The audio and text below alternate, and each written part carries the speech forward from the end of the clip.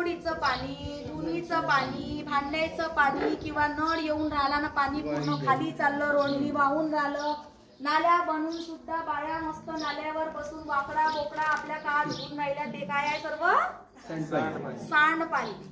ठीक आहे, आपल्या घरासमोरून जाते. हा प्रश्न कधी कुणाला आलेला आहे का, जे आपल्या घरातून पाणी वाया चाललं ते कुठे जाऊन जमा होत आहे म्हणून?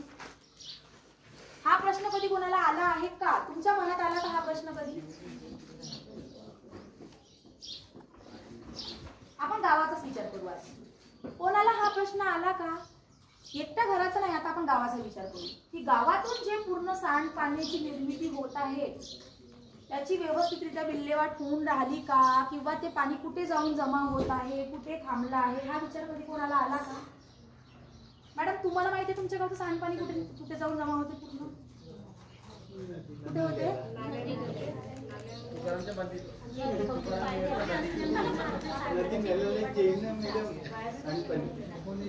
ठीक आहे, आपण एक सरळ भाषेत शिकू. आपण गावाच्या बाहेर नाही जे आधी तळे वगैरे राहायचे किंवा मोठे गड्डे राहायचे, तिथे पाणी दिसते, तिथे जाऊन कोण बसते?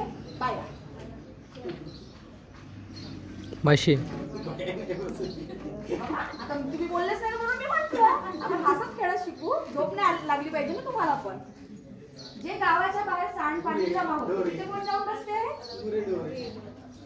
सगळ्यात पहिले म्हशी जाऊन बसते. गायापेक्षा गाय तरी नाही बसणार, पण म्हशी पहिले जाऊन बसते.